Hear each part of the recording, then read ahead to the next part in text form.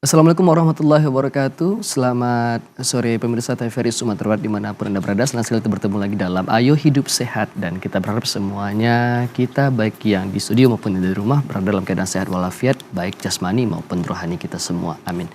Dan pemirsa saat ini kita akan mengangkat sebuah tema yaitu terkait penanganan serta rujukan stunting. Dan untuk membahas tema kita yang luar biasa ini kita sudah bersama narasumber, dua orang narasumber yang telah hadir bersama kami di studio. Ada dari sebelah kanan saya ada Ibu Dr. Asrawati M. Biomed SPAK. SPAK ya Bu ya? Iya. Assalamualaikum, selamat sore Ibu Asrawati.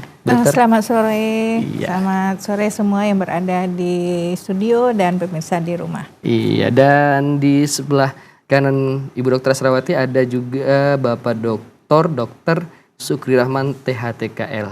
Assalamualaikum, selamat sore Dok. Waalaikumsalam warahmatullahi wabarakatuh. Selamat sore. Baik, dua narasumber saya sedang semangat-semangatnya untuk membahas tema ini pemirsa, karena memang ini menjadi salah satu problem yang masih kita tangani sangat hitsnya lah gitu ya Dok ya. Betul. Untuk kita tangani di hari-hari ini ataupun di dewasa ini.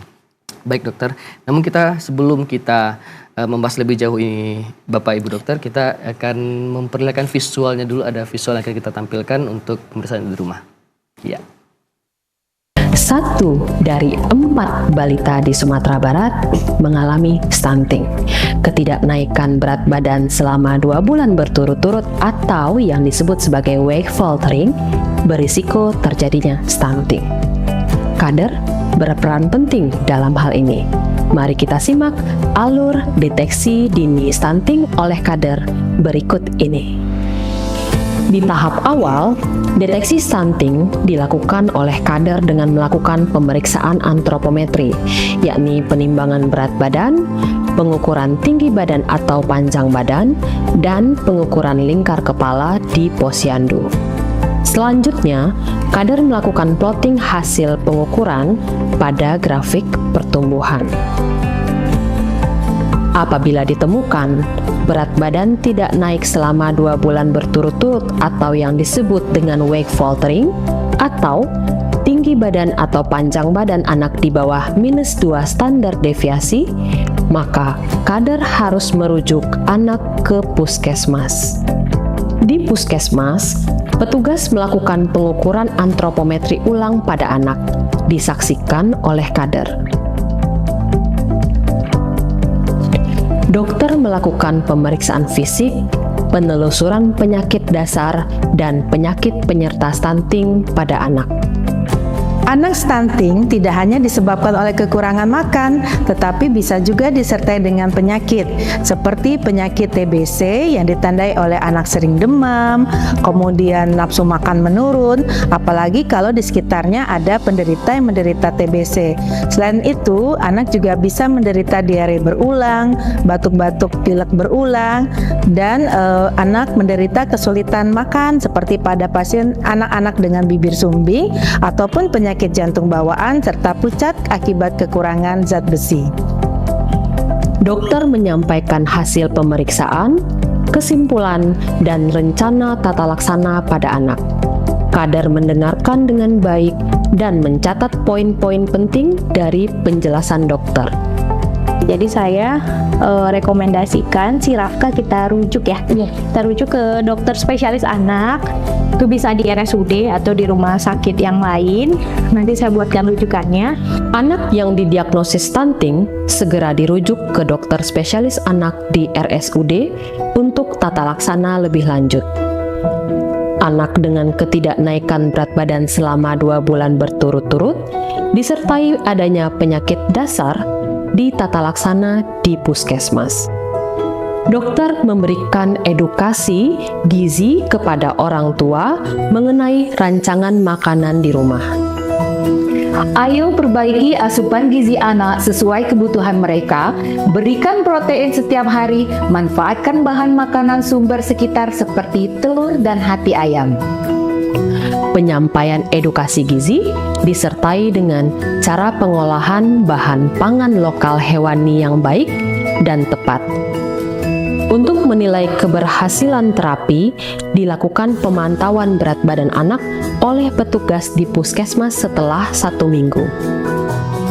Apabila terdapat kenaikan berat badan yang sesuai, maka terapi gizi ini dilanjutkan di puskesmas. Namun, jika tidak terdapat kenaikan berat badan anak setelah 1 minggu terapi, maka anak segera dirujuk ke spesialis anak di RSUD untuk tata laksana yang lebih lanjut. Ayo ibu-ibu kader, kita temukan stunting lebih awal dengan melakukan penimbangan secara teratur. Ayo cegah stunting. Ayo, olah bahan pangan lokal hewani, cegah stunting sejak dini.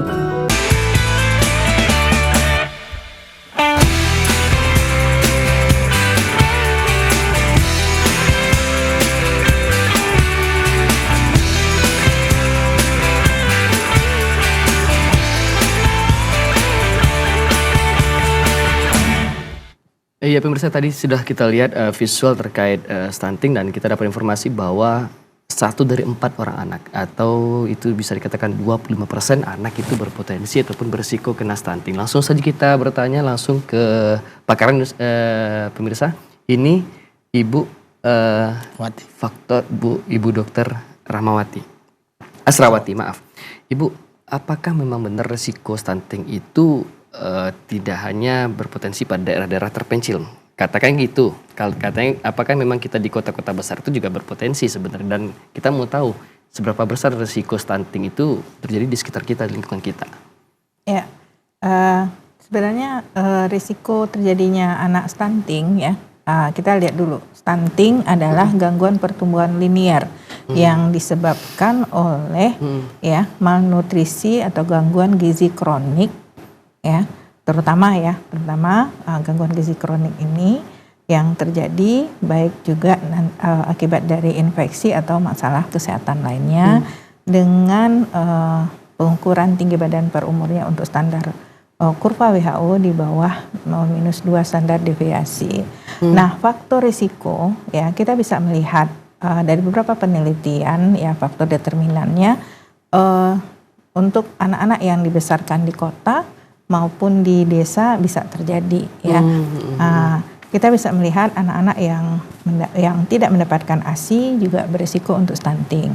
Karena ASI itu 50% risiko stunting bisa dicegah dengan pemberian ASI eksklusif. Kemudian pemberian makan MPASI ya. Nah, risiko pada usia 6-9 bulan terutama itu seharusnya terjadi pengenalan makanan. Tapi kan itu tidak terjadi ya. Sehingga anak-anak usia 6 bulan sampai 24 bulan itu merupakan usia yang rawan untuk terjadinya stunting. Karena mungkin apakah cara pemberian MPASI-nya yang tidak tepat gitu ya, dan kemampuan keterampilan oromotor ya, fungsi menelan anak yang belum adekuat dan disesuaikan dengan tekstur dan berkaitan juga dengan perkembangan anak ya. Karena anak yang diberi makan itu tentu anak yang sudah kepalanya tegak, dia bisa duduk dan menunjukkan minatnya terhadap makanan dan terutama kesiapan dari oromotornya. Ya. Kemudian kita juga bisa melihat ada faktor ibu ya. Oh, dari ibu juga bisa berisiko nih, Bu. Jadi ibu-ibu yang hamilnya ya kurang energi kronik ya itu berisiko untuk melahirkan anak yang pendek ya. Kemudian ibu yang punya penyakit kronis seperti misalnya ada hipertensi ya, kemudian menjadi preeklamsi ya, ibu-ibu yang menderita diabetes mellitus ya dan penyakit lainnya itu bisa juga membuat dia melahirkan risiko stunting ya, pendek bahkan BBLR ya. Nah, kemudian juga kita melihat faktor lingkungan ya, sanitasi, kebersihan dan banyak penelitian menghubungkan dengan ada tidaknya jamban. Nah, karena berisiko untuk infeksi ya, parasit maupun bakteri lainnya dan terutama itu yang menyebabkan diare. Diare kronis tentu serapan dari absorpsi dari makanannya terganggu. Ya, seperti itu. Baik, ini sebelum kita ke Dr. Sukri, kita masih bersama Bu Asrawati. Ibu, sebenarnya kankernya kan pendek, Bu ya. Nah, kita kan rata-rata Indonesia juga dalam arti kalau kita perbandingan sama tinggi-tinggi orang luar juga termasuk mungkin tidak setinggi mereka. Nah, pendek di sini standarnya berapa nih Bu sebenarnya yang bisa dikatakan ini kategori stunting pendeknya atau ini normal atau gimana? Ya, tetap kita secara nasional mau ditetapkan ya sesuai dengan aturan pemerintah Kementerian Kesehatan, kita tetap memakai kurva WHO ya. Jadi ada kurva WHO untuk anak 0 sampai 5 tahun kita plot apabila ditimbang, diukur tinggi panjang badan dan tinggi badannya kita plot ke kurva WHO. Di atas 5 tahun kita pakai kurva CDC 2000 dan itu standar yang sudah ditetapkan pemerintah. Walaupun mungkin ada perbedaan sedikit ya, mungkin dari standar deviasinya mungkin ada perbedaan sekitar minus 0,5 sampai 1 malah ya rata-rata tinggi badan anak Indonesia khususnya Sumatera Barat. Tapi itu tetap kita plot dulu karena screening dilakukan begitu ya, definisinya kan tinggi badan di bawah minus 2 standar deviasi kurva WHO. Jadi untuk 0 sampai 5 tahun tersebut kita pakai. Dan kurva WHO ini juga yang dituangkan di buku KIA. Jadi buku pink gitu ya. Yang menjadi standar buku komunikasi antara orang tua dengan tenaga medis, buku komunikasi antara orang tua dengan kader ya, petugas puskesmas dan dokter. Jadi kalau setiap melakukan penimbangan di posyandu jangan lupa diplot ke kurvanya. Baik. Ya. Bu dokter, ini mendeteksi stunting ini sebaiknya dilakukan sejak usia anak kita itu berapa gitu loh? Ya, kalau deteksinya dari awal lahir. Ya. Dari awal lahir. Dari awal lahir. Jadi panjang badan saat lahir ya, kalau definisi terakhir ya di bawah 48 cm. Oh, di bawah 48. Itu sudah dikatakan pendek. Oh, oke. Nah, baik. Anak yang pendek mungkin berat badan di bawah 2.500 ya BBLR, kemudian juga ada kemungkinan misalnya penyakit yang diderita ya, itu sudah kita waspadai, jadi beresiko untuk stunting. Berarti indikasinya tinggi, panjang kurang dari 48, kemudian beratnya kurang dari 2.500. Iya, itu sudah waspada kita. Itu yang baru lahir ya, keadaan yang baru lahir. Punya potensi lah istilahnya. Iya, punya potensi. Maka pada anak ini kita harus betul-betul menghitung dan inputnya, intake-nya, ya asupannya ya, kalorinya harus cukup, menaikkan berat badan di awal trimester pertama itu dengan target lebih kurang 900 gram per bulan. Jadi kalau misalnya terjadi tidak sesuai dengan kenaikan berat badan sesuai target ya, itu berarti dia sudah mengalami weight faltering namanya. Nah, lama-lama weight faltering ini menjadi gagal tumbuh. Gagal tumbuh lama-lama menjadi stunting. Karena ini proses gangguan gizi kronik gitu. Nah, deteksi dini ya, pemerintah sudah membuat jadwal yang ini ya, sesuai dengan deteksi dini ya, pertumbuhan dan perkembangan anak.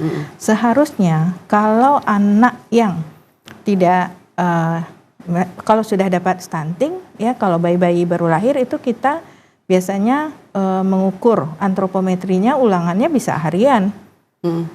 Ya, kita akan follow up 30 sampai 50 gram per hari naik nggak gitu ya. Dan kemudian kalau nggak bisa minimal mingguan. Ya. Seperti yang dijelaskan tadi pada video awal. Ya. Dan itu ketat.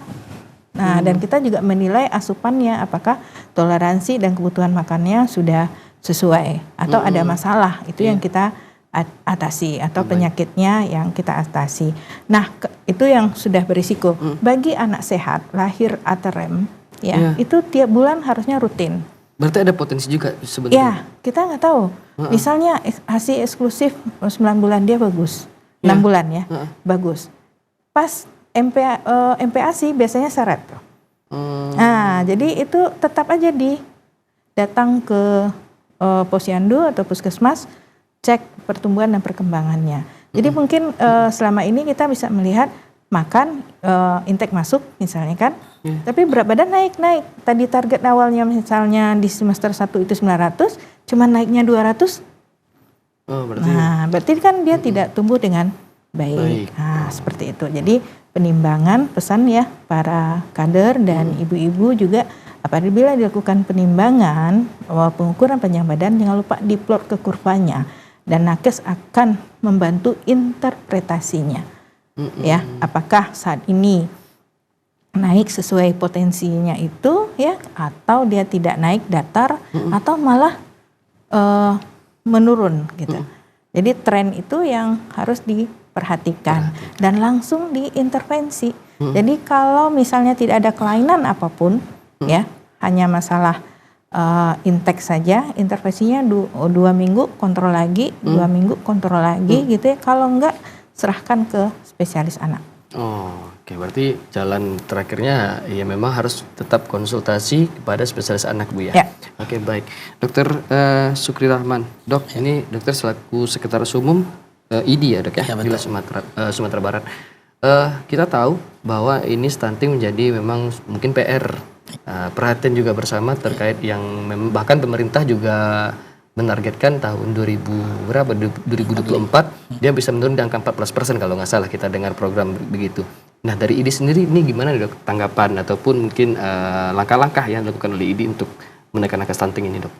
Ya, jadi kita organisasi IDI ini kan adalah Ikatan Dokter Indonesia, merupakan wadah di mana para dokter berada ya, bernaung, di mana di sana ada dokter-dokter, dan kita tahu bahwa memang pekerjaan penanggulangan stunting ini adalah pekerjaan bersama. Dan tentu saja nakes di sini dan termasuk dokter terutama. Jadi kita selalu mengambil inisiatif dalam hal semua program dalam kesehatan ini, program pemerintah di bidang kesehatan, kita akan ikut terlibat di sana karena memang anggota kita adalah merupakan petugas utama barangkali, ada menjadi motor dalam kegiatan-kegiatan pelayanan dan juga program-program kesehatan, terutama dalam hal stunting ini. Dan kita akan terus ikut dalam hal ini, dan ini komitmen kita di organisasi profesi untuk menyukseskan semua program-program pemerintah terutama di bidang kesehatan. Dan terutama dalam rangka Hari Bakti Dokter Indonesia tahun ini, kita ada serangkaian terutama di Sumatera Barat, dan itu seluruh Indonesia melakukannya. Kita di Sumatera Barat ini yang terdiri dari ada 18 cabang IDI. Jadi kita punya 18 cabang IDI dan semuanya kita melakukan bersama-sama koordinasi dalam rangka HBDI ini, Hari Bakti Dokter Indonesia, di mana temanya adalah Dokter Indonesia untuk Rakyat Indonesia. Ya, fokus kita pada tahun ini adalah bagaimana kita ikut serta dalam menanggulangi stunting ini. Jadi ada beberapa kegiatan, rangkaian kegiatan sebenarnya yang kita lakukan dalam hal stunting ini, terutama umpamanya yang kita lihat dalam waktu dekat ini, bahwa kemarin ini kita melakukan kita memfokuskan kegiatan kita mengenai melakukan adanya talk show tentang stunting. Jadi memberikan edukasi ke masyarakat sosialisasi dan edukasi ke masyarakat. Kita fokuskan waktu itu di Puskesmas Anak Air di Kota Padang ini. Dan di sana kita ikutkan semua stakeholder, tidak hanya dokter, kita libatkan juga psikolog, kita libatkan juga ahli gizi.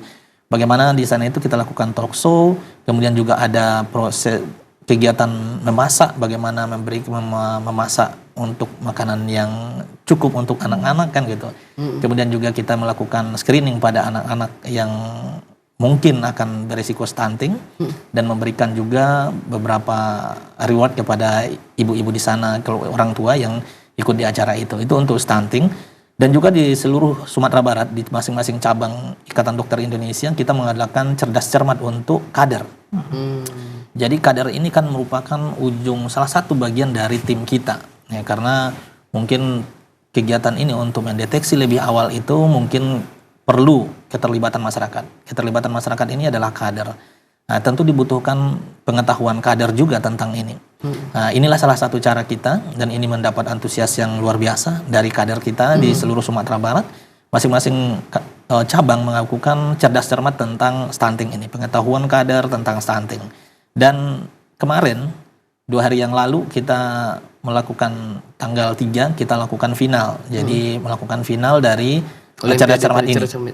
di Hotel Truntum. Ya, jadi perwakilan dari semua cabang ini kita lombakan lagi. Jadi pada saat itu mendapat antusias dari semua cabang dan juga kader. Ini adalah, dan kita lihat memang ternyata kegiatan ini dan mendapat antusias dan juga mendapat apresiasi dari masyarakat luas. Ya, kita lihat bagaimana respon masyarakat di media sosial memberikan ini adalah suatu ide yang baik dalam bagaimana kita meningkatkan pengetahuan kader, karena memang kader perlu belajar kan gitu, ada bagaimana mendeteksi, bagaimana ini, sehingga ini saya pikir memang sesuatu yang sangat menarik dan juga sangat membantu bagaimana meningkatkan, mengedukasi kader kita, tidak hanya dokter, karena memang di masyarakat itu kita perlu kader-kader posyandu ini. Ya, ujung tombaknya memang kader-kader itu untuk mendeteksi lebih awal. Itu yang kita ini kan galakan ya sama-sama. Nah, dan pada hari itu juga kita waktu itu kita berterima kasih juga nih. Jadi ini dalam kerjasama di Ikatan Dokter Indonesia wilayah Sumatera Barat. Tapi sebenarnya ini kerjasama kita dengan Ikatan Dokter Anak Indonesia ya. Jadi IDAI. Nah, ini dia ada di sini ibunya. Kita berterima kasih ini membuat buku saku alur deteksi dini stunting untuk kader. Nah, jadi waktu itu ini juga kita launching nih. Nah, jadi ini kita launching untuk kader nih Bu ya? Untuk kader.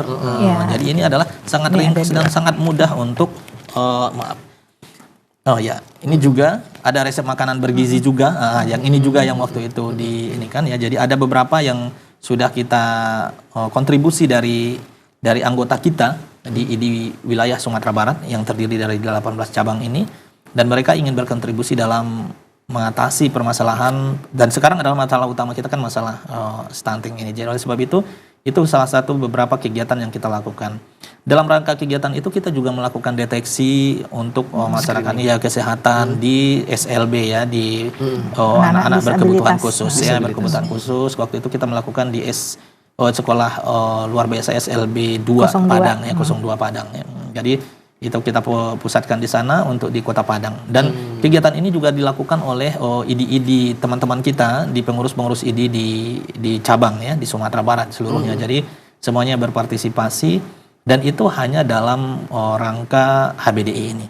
Tetapi di dalam sehari-harinya kita juga semua program, dan tentu saja bahwa ID adalah merupakan menaungi dokter-dokter ya. Tentu mereka adalah merupakan juga petugas yang kita menginformasikan dan mengajak mereka untuk berperan aktif dalam menanggulangi dan juga bagaimana alur pendeteksian lebih awal dan penata-laksanaan dari stunting ini. Iya, berarti di luar HBDI ataupun setelah HBDI ini tetap lanjut. ID tetap lanjut memberikan pelayanan terutama Iya. kepada kader dan dokter-dokter untuk menaungi mereka, Dok ya. Betul. Dan juga kita melakukan advokasi bagaimana program-program yang dilakukan, baik itu bagaimana mendapatkan makanan yang bergizi untuk anak-anak, Cara pengolahan mungkin juga tadi ya. pengolahan, dan kemudian kita melakukan advokasi kepada stakeholder atau juga kepada pemangku kepentingan yang lain yang memungkinkan mereka untuk bagaimana agar ini program ini berjalan dengan baik. Baik.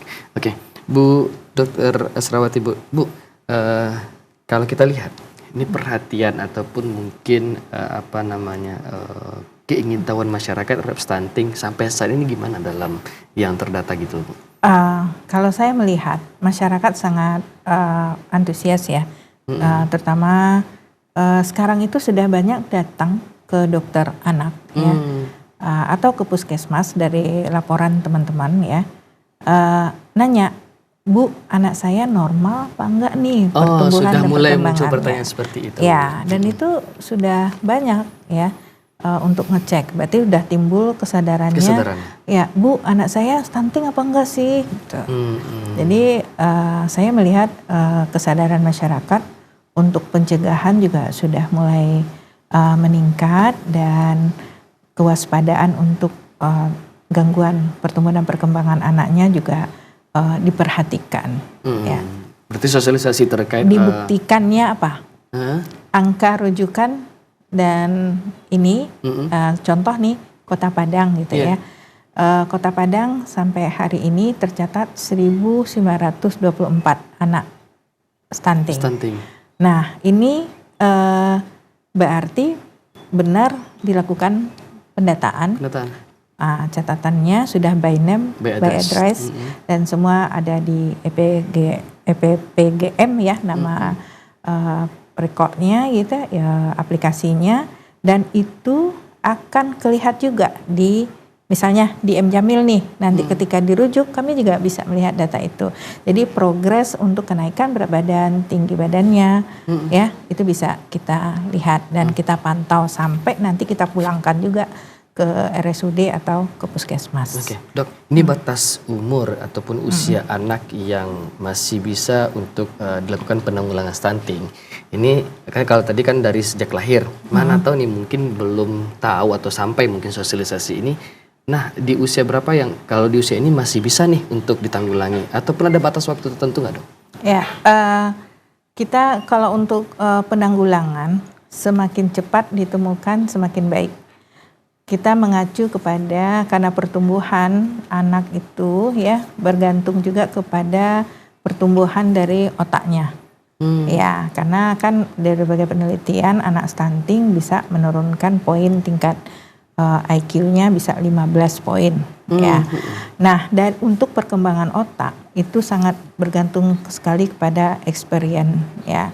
Nah, ini waktu golden period-nya adalah 2 tahun, 1000 hari pertama kehidupan. Nah, kita harus memanfaatkan waktu itu. Maka dilakukan deteksi dini sebaiknya pas ditemukan weight fostering itu sudah diintervensi. Jangan sampai gagal tumbuh stunting. Ya, kalau udah stunting rujuk. Artinya ke spesialis anak. Nah, itu yang harus disadari ya. Nah, misal nih kalau saat ini anak udah umur 4 tahun ya, ditemukan, itu bisa ditanggulangi. Ya, jadi pertumbuhan percepatan tidak hanya fase pertama itu di 1000 hari pertama kehidupan, fase keduanya akan terjadi pada masa pubertas. Anak itu akan mengikuti tinggi badan menurut potensi tinggi genetiknya juga. Jadi pada anak-anak yang pendek ya, yang di atas 2 tahun kita ngukur tuh tinggi badan ibu dan ayahnya. Ayahnya berapa? Pada anak-anak yang tidak teratasi di usia 4 tahun itu akan ada pemeriksaan hormonal ya, fungsi tiroidnya dan termasuk growth hormone. Begitu. Jadi tidak hanya masalah malnutrisi, penyakit dasar, hormon tapi juga regulator untuk pertumbuhan ini berkaitan dengan fungsi tiroid ya, TSH, T4, kemudian growth hormone, dan untuk pencegahan di bayi itu sekarang digalakkan screening dari hipotiroid kongenital. Nah, itu semua juga harus jalan. Ya. Baik, Bu Dokter, kita mungkin tahan dulu perbincangan kita, diskusi kita pada hari ini, dan ada informasi juga yang mau kita sampaikan kepada pemirsa. Tetap bersama kami dalam Ayo Hidup Sehat.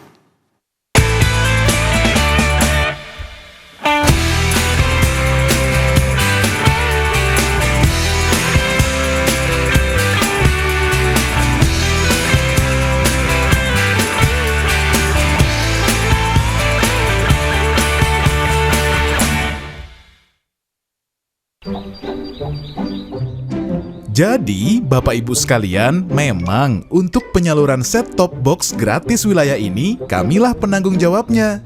Benar, LPS lah yang berkomitmen menyediakan bantuan STB untuk rumah tangga miskin. Perkiraan jumlah rumah tangga miskin 6,7 juta. Ini sesuai PP 46 tahun 2021.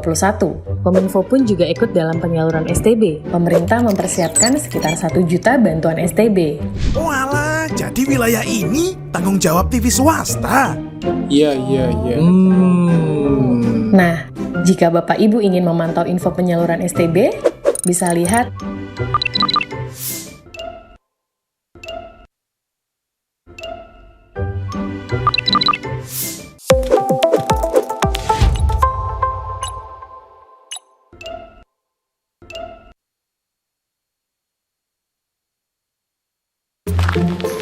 mau kemana, Pak? Mau benerin antena. Siarannya bersemut kalau nggak dipegangin. Jangan gerak! Pakai set-top box, Pak. Saya mau udah pakai di rumah, gratis lagi. Kok bisa? Kan karena saya sudah terdaftar sebagai rumah tangga miskin penerima STB. Cara daftarnya gimana tuh? Gak pakai daftar. Selama rumah tangga miskin yang masuk kriteria pasti dapet. Cuma yang menjadi penanggung jawab penyaluran STB adalah 11 LPS ini. Kominfo pun juga menyiapkan 1 juta STB. Nah, Pak Malik ini sudah dapat lebih awal dari bantuan pemerintah. Wah, kira perlu daftar. Tenang, tinggal tunggu tanggal mainnya aja.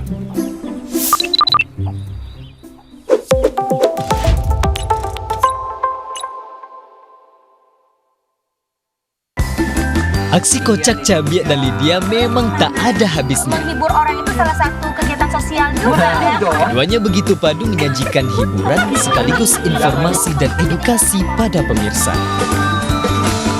Jadi betul kan mereka punya. Sebagai ketua RT, Rumah Cabiak selalu terbuka menerima mereka yang masuk ke wilayah RT-nya. Pak RT panggilan. Kok jadi takut? Kok jadi Pak RT? Yuk nonton komunitas awal. Setiap Jumat pukul 2 siang waktu Indonesia Barat di TVRI Sumatera Barat. TVRI Media nomor 1. Bangsa.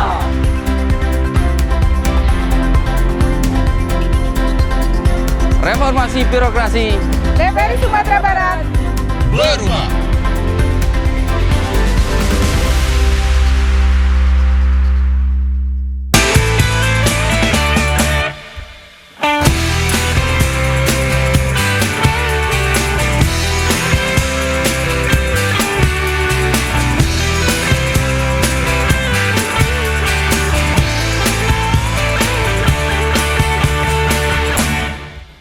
Iya, baik, terima kasih pemirsa, masih bersama kami dalam Ayo Hidup Sehat. Kita melanjutkan diskusi kita bersama dokter-dokter yang telah hadir bersama kita pada hari ini terkait penanganan serta rujukan stunting. Oke, Dokter Sukri, Dok, tadi kan program-program yang dari ID juga sudah pembentukan kader, memacu motivasi semangat kader untuk menambah, mengupgrade terus pengetahuan mereka terhadap penanganan stunting. Kemudian yang untuk selain kader untuk dokter-dokternya gimana nih memayungi itu dok ya, ya gitu loh. Apalagi nih ada dokter anak juga, kemudian pasti juga ada yang ahli gizi juga mungkin dalam itu. Ini gimana dok? Ya, betul sekali. Jadi Ikatan Dokter Indonesia itu keanggotaannya adalah merupakan hampir semua dokter ya, semua dokter yang terlibat yang ada di dalam organisasi ini, dan juga dia juga menaungi dari organisasi-organisasi profesi dan keseminatan. Jadi ada lagi organisasi karena seperti umpamanya Ikatan Dokter Anak Indonesia. Nah, jadi perhimpunan-perhimpunan ahli spesialis-spesialis yang bidang-bidang organisasi profesi itu semuanya di bawah kita, dan kita program-program kita ini memang bekerja sama dan berkolaborasi dengan organisasi-organisasi profesi ini. Organisasi profesi, keseminatan, dan stunting merupakan program, dan kita akan mendukung program pemerintah termasuk dalam hal ini stunting, dan kita memang juga bekerja sama dan juga berkoordinasi dengan Dinas Kesehatan. Itu selalu kita lakukan, dan karena kegiatan-kegiatan kita akan melibatkan, dan juga Dinas Kesehatan sering melibatkan kita.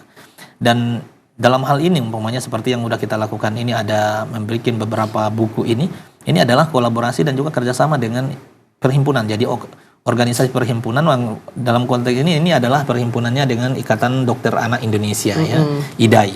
Nah, jadi dan kita juga akan terus melakukan kegiatan-kegiatan yang terus akan mendukung program-program pemerintah di bidang kesehatan. Karena itu merupakan kegiatan yang akan kita support sebagai organisasi profesi, dan kita akan bekerja sama dan berkolaborasi dengan semua cabang dan juga organisasi profesi.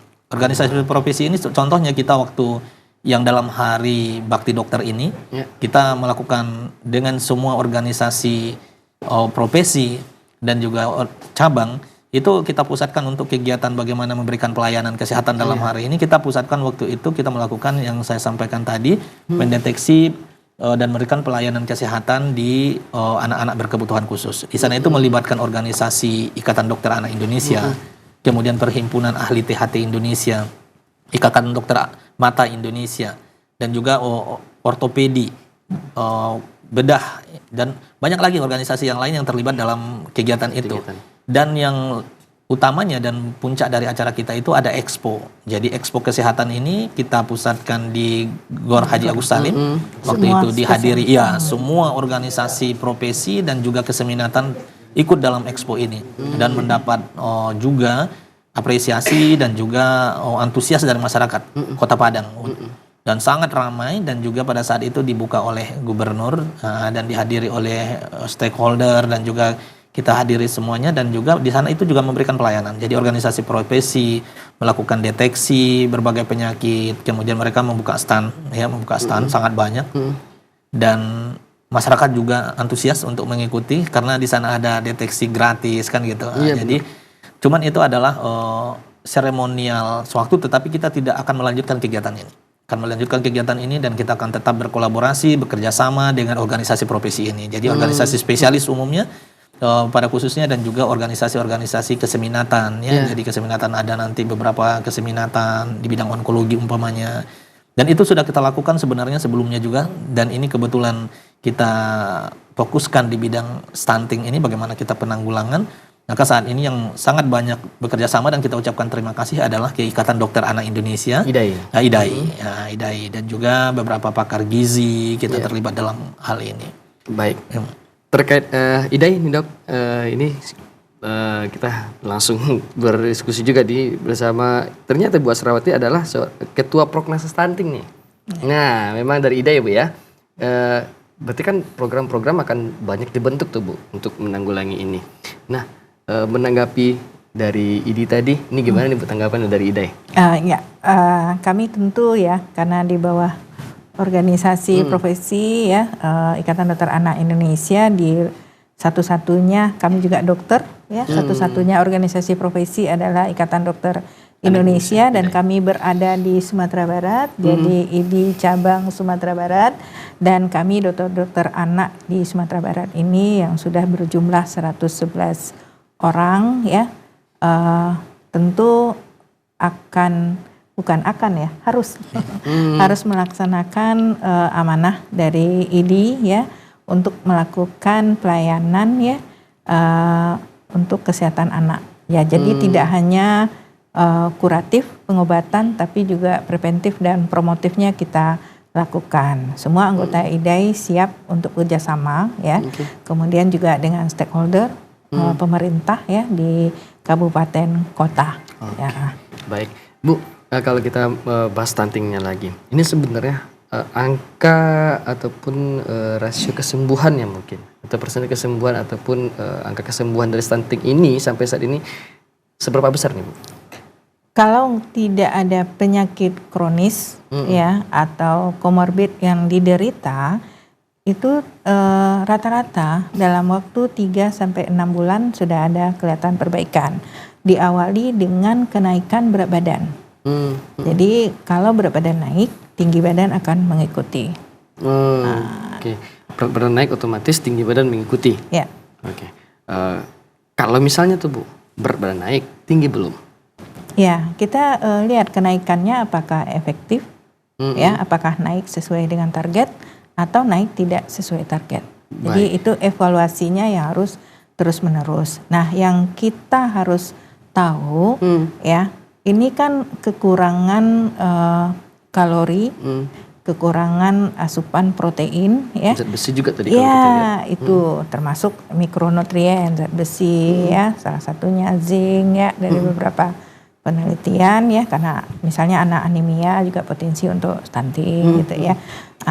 Berdasarkan hal itu kita juga harus melihat anak-anak ini apakah ada masalah kesehatannya, itu yang harus kita intervensi, termasuk supaya mencegah terjadinya penyakit, tentu imunisasi harus dijalankan. Sementara kita tahu ya di masa pandemi kelengkapan imunisasi itu hanya 70% ya angkanya yang lengkap. Jadi banyak PR kita untuk melakukan imunisasi kejar sehingga herd immunity itu bisa tercapai. Ya, mudah-mudahan lah dengan turunnya dokter ya, dikawal oleh IDI, kemudian dokter anak yang dikawal oleh IDAI di Sumatera Barat dan bekerjasama dengan organisasi profesi lainnya ya, seperti saat kemarin ya kita melakukan pelayanan pemeriksaan kesehatan terintegrasi. Jadi tidak hanya dokter tapi juga kita melibatkan psikolog ya dan ahli gizi. Dan ke depan waktu disabilitas kita Perdami ya, Perhati KL nih juga terlibat. Jadi ortopedi, perdosi ya, rehab medik, mata. Jadi semua insya Allah ya. Karena masalah stunting untuk anak saja tata laksananya 13 subdivisi bagian ilmu kesehatan anak itu terlibat. Jadi tidak hanya saya sebagai dokter tumbuh kembang, kemudian nutrisi, metabolik, kemudian endokrin, dan kalau ada penyakit dasarnya, misalnya karena alergi susu sapi, mungkin dokter alergi imunologi yang terlibat. Kalau ada masalah karena infeksi, iya sangat kompleks. Jadi makanya kalau sudah kita temukan anak itu stunting dan secara alur rujukan itu kasih ke spesialis anak. Kalau ada red flag atau penyakit yang banyak seperti ada gangguan saluran cerna, penyakit jantung, itu tentu sudah mengarah ke tata laksana yang komprehensif dan itu berada di rumah sakit level 3 RSUP M Jamil. Oh, cuma di RSUP M Jamil Padang ya, Bu ya? Ya, yang lengkap. Bu, kalau kita ingin tahu nih, untuk penanganan stunting ini, kalau mungkin ini juga pertanyaan dari masyarakat menitipkan pada kita, apakah ini bakal memakan biaya yang besar atau ini gimana nih support dari pemerintah ataupun mungkin dari ID nanti kita minta juga dari Pak Dokter supportnya.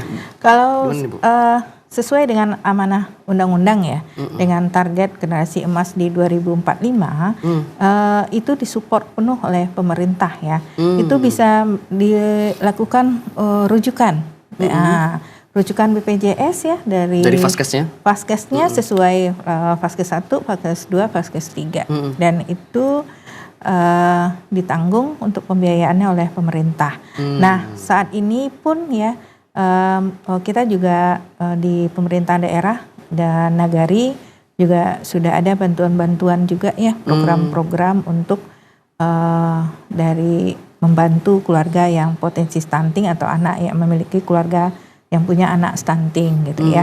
Nah, kolaborasi pemerintah dan masyarakat ya, mudah-mudahan kadang masalahnya kan dokter telah menghitung kebutuhan kalori, protein yang harus diberikan. Ternyata anaknya tidak mampu untuk makan biasa, dia butuh misalnya makan cair ya, kemampuan oromotornya, kemampuan mendelannya belum optimal, sehingga kita harus memberikan pemberian susu ya, yang kalori tinggi ya. Kalau udah stunting pasti pemberian kalori yang tinggi susunya dengan perbandingan protein dan energinya lebih dari 10% gitu ya. Ini kan biaya lagi. Ini mudah-mudahan ke depan pemerintah sudah yang bagi daerah yang universal coverage-nya ada ya, UHC ya, itu insya Allah itu ditanggung oleh pemerintah. Nanti kami pun akan meningkatkan koordinasi juga ya, kami dengan dinas kesehatan ya, dan dia yang ke Pemdanya. Ya mudah-mudahan ini berjalan baik ya. Untuk Kota Padang udah ada jaminan insya Allah dari pemerintah Kota Padang. Pemerintah sudah mendukung, dalam artian ini memang kemauan kita aja lagi nih. Kita harus agak agresif mungkin untuk menangani ini ya. Ya, serius. Harus serius Kota kita. Padang tuh kita apresiasi ya. Ada makan telur, GPR-nya juga ada jalan di beberapa di beberapa puskesmas juga deteksi dininya jalan, kerjasama dengan kita ya, yang di institusi pendidikan FK Unan ya. Nanti kalau mereka ada pemeriksaan anak stunting, ngasih tahu kita nih di M Jamil di FK untuk juga turun bersama Ikatan Dokter Anak Indonesia ID ke lapangan untuk ngecek ulang nih benar nggak stunting. Kita juga ingat waktu kecil-kecil dulu mungkin di usia Farul waktu SD ataupun TK itu kita sering dikasih memang makan makanan yang seperti susu kedelai, tapi sekarang masih jalan enggak ya susu jadi kedelai yang dibutuhkan kecil itu ya mungkin kita mengingatkan kepada masyarakat ya, kebutuhan pada anak-anak stunting, pola makannya itu ternyata ya yang ditemukan adalah protein nabati yang terbanyak. Padahal untuk pertumbuhan yang lebih baik itu dibutuhkan adalah protein hewani. Jadi kadang kenapa kita memberikan solusi ya bagi yang bermasalah ya, kecuali tidak dia makannya bagus ya, kemampuan motor bagus, tentu protein hewaninya kita kasih langsung gitu ya. Tapi bagi yang bermasalah ya, tidak mampu ya, tentu kita stepnya kan kok asupannya harus masuk. Kalau kita tunggu dia makan biasa sampai kapan? Sedangkan ini kita ada batas waktu untuk perkembangan otak ya di 1000 hari pertama kehidupan. Jadi golden periodnya jangan dilewati. Maka biasanya kita memberikan makanan berupa susu. Ya, kecuali anak kalau misalnya kita berikan roti, proteinnya gimana? Kan nggak cukup. Cuma karbo doang ya. Iya, makanya jadi jangan ragu untuk memberikan susu. Kalau anak stunting itu tuh susu khusus ya, nah, yang berkalori tinggi dengan rekomendasi dokter. Dokternya, iya. Oke, Pak Dokter, ini kita lihat kan antusias juga dari IDAI, dari Bu Efrawati. Tadi kita dengar bahwa ini memang gencar dan menjadi program unggulan juga nih. Ini gimana Dok, dari ID-nya sendiri, melihat nih semangat teman-teman dari IDAI ini luar biasa. Dan untuk ke masyarakat ada nggak Dok, nanti mungkin semacam acara jemput bola mungkin Dok, untuk terjun ke lapangan langsung? Iya, kita berterima kasih nih ke organisasi profesi ya, terutama dalam hal stunting ini yang paling banyak berperan itu memang Ikatan Dokter Anak Indonesia ya. Ikatan Dokter Anak ini sangat banyak terlibat dalam membantu kita dalam skala event, tetapi juga dalam penanganan di masyarakat ya. Artinya kita berterima kasih dan juga kita senang ya, bahagia dengan anggota kita terlibat di dalam penanganan ini dan juga program-program pemerintah pada umumnya. Jadi artinya juga semua organisasi profesi dan juga kita beberapa kali melakukan kegiatan-kegiatan ke masyarakat dan itu melibatkan tergantung tergantung dan karena dia juga kita kan bagian dari pengurus pusat ya, artinya kita adalah wilayah di bawah kita nanti ada di masing-masing kabupaten ada cabang, sehingga itu adalah kita koordinasi semua. Dalam hal penanganan stunting ini juga ini adalah merupakan kegiatan kita teman-teman di pusat juga mendapat masukan dari kita di wilayah. Wilayah juga mendapat masukan dari teman-teman kita di cabang. Nah, jadi teman-teman kita di cabang juga melakukan kegiatan yang begitu. Kita juga berterima kasih dan tetap kegiatan-kegiatan itu. Dan juga teman-teman kita di pusat juga melakukan advokasi, ya baik ke pemerintah, baik ke orang-orang yang mempunyai untuk membuat kebijakan. Nah, jadi seperti tadi itu bahwa apakah kita bisa langsung? Iya, kita dalam seperti kemarin pada saat kita pusatkan kegiatan kita di mengenai stunting ini di Puskesmas Anak Air itu, kita memberikan makanan tambahan, kita memberikan juga gimmick kepada ibu-ibunya dalam penanganan stunting ini, kayak anak-anaknya juga. Tapi tentu itu adalah sifatnya event, ya kan artinya ada waktu tertentu, masanya. Tetapi jauh lebih penting adalah bagaimana kita di ID pun melakukan advokasi. Baik itu ke pemerintah, karena pemerintah adalah merupakan mitra kita juga dalam kegiatan-kegiatan kita, dan pemerintah juga menganggap kita sebagai mitra dalam dan selama ini kolaborasi dan kerjasama ini sudah berjalan sangat baik. Karena pemerintah pun juga baik. Respon mereka dan mereka juga mengharapkan masukan dari kita sebenarnya. Kemudian juga kepada pengambil kebijakan dalam konteks ini mungkin perwakilan, wakil rakyat, kita juga memberikan advokasi tentang bagaimana, karena ini adalah masalah nasional dan seperti disampaikan oleh Bu Wati tadi bahwa Dr. Wati tadi bahwa kita ingin mencapai generasi emas di tahun 2045 itu ya, artinya karena masalah ini akan menjadi bagaimana akan generasi kita ke depannya ya, bagaimana ke depannya negeri ini. Baik. Bu Efrawati, kita membahas stunting lagi. Bu, sebenarnya mungkin yang menjadi sebelum kita lakukan penanggulangan itu antisipasinya apa saja ini Bu yang harus kita lakukan, mungkin dari pola orang tua ataupun nanti ketika ibunya masih mengandung agar nanti bisa tidak berpotensi stunting anaknya. Hal-hal apa yang mungkin harus kita perhatikan, dan kadang mungkin hal-hal ini mungkin terlupakan ataupun terlalaikan mungkin bagi masyarakat, tapi ini sebenarnya berpengaruh gitu. Ya, untuk mencegah stunting tidak lepas dari melihat siklus kehidupan. Jadi mungkin kalau pas dia seorang ibu hamil ya, tentu nggak boleh kurang energi kronik ya, lilanya itu harus normal ya, status gizinya normal gitu ya. Kemudian ibu sehat gitu ya. Tapi lebih dari mundur lagi sebenarnya, sebelum ibu hamil itu kan masa sebelum pranikah. Jadi seharusnya pranikah kondisi ibu tidak status gizinya juga harusnya baik gitu. Itu yang harus dijaga. Jadi jangan diet saja. Benar tuh anak-anak muda sekarang tuh ya, kalau mereka mau nikah. Jadi remaja itu mungkin boleh ditambah asupan vitamin ya. jika makanannya tidak cukup misalnya ya, bisa mendapatkan multivitamin sehingga dia sehat. Dan lebih-lebih kalau sudah pengen menyatakan akan menikah ya, nah pemeriksaan kesehatan juga harus dilakukan. Nah sebaiknya juga konsul ke dokter obgyn ya, kesehatannya bagaimana, kesiapan dia untuk hamil bagaimana, karena itu sangat mempengaruhi pertumbuhan janinnya. Iya, benar. Nah kalau ada gangguan atau penyakit ya, tentu janin yang akan lahir bisa prematur, PBLR, pendek gitu ya. Pola hidup nih seperti apa nih, Bu? Ya tentu ya kalau kita makan dengan gizi seimbang, ada protein, karbohidrat, ya, lemak dan mikronutriennya juga lengkap ya. Nah mungkin diatur saja. Jadi bagaimana menyeimbangkan itu dan mungkin istirahat dan olahraga ya. Kan itu ya. Jadi memang benar-benar dilakukan termasuk ya kebersihan. Jadi itu yang penting. Jadi kita mungkin pendidikan tentang kesehatan itu yang harus diketahui seorang ibu. Itu kan seorang ibu nih Bu ya. Nah kita kan juga tahu bahwa yang namanya anak itu nggak hanya berpatok pada ibu saja. Ini kalau himbauan bagi bapaknya nih Bu. Ini apa yang biasanya? Kadang kan juga ada juga dari bapak yang berpengaruh pada anaknya gitu loh. Ya. Kalau bapak tentu support ya ibu, itu dia. Baik itu mungkin ya yang kalau ibunya rumah tangga bekerja tentu memberikan makanan yang bergizi ya, mampu ya.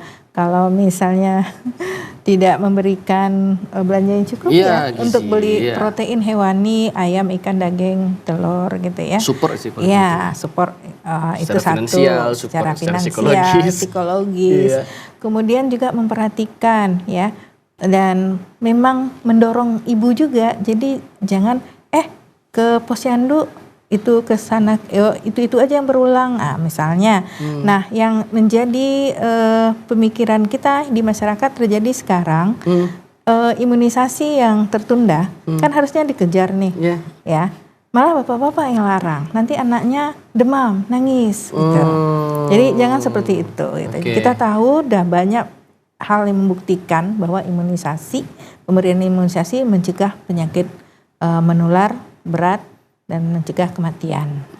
Berarti pola hidup sehat, pengetahuan kesehatan ini nggak hanya buat ibu tapi bapak juga nih sebenarnya Bu ya. Jadi mohon bapak-bapak nih sekarang juga mana tahu kalau selama ini kan kalau ibunya bekerja, misalnya bapaknya sempat gantian gitu. Masa ibu-ibu yang harus selalu membawa dituntut terus ya kalau masalah anak ke gitu posyandu gitu ya. Mungkin bapaknya juga ngantar. Kemudian kalau rokok mungkin bagi bapak jangan. Sebaiknya tidak merokok. Karena berisiko ya banyak penyakit pneumonia ya itu karena orang tua merokok. Stunting juga mempengaruhi merokok itu. Ya, dan itu pada keluarga yang perokok juga kemungkinan ada risiko untuk karena kan terjadi infeksi itu penyakit pneumonia yang berulang akhirnya juga berisiko untuk penurunan berat badan yang lama-lama juga tingginya berpengaruh. Termasuk berarti risiko stunting ini penyakit nggak lainnya. bisa dikatakan hal yang sepele, tapi kalau dikatakan hal yang menakutkan juga enggak, karena dia bisa disembuhkan ya. Bisa diatasi. Tapi nggak bisa juga disepelekan gitu. Harus mendapatkan perhatian kita bersama, terutama ini bagi ibu dan bapaknya, nggak hanya ibu nih sebenarnya yang urus kesehatan anak itu. Baik, terima kasih Bu Dr. Asrawati M. Biomed, spesialis anak, kemudian Bapak Dr. Sukri Rahman THTKL.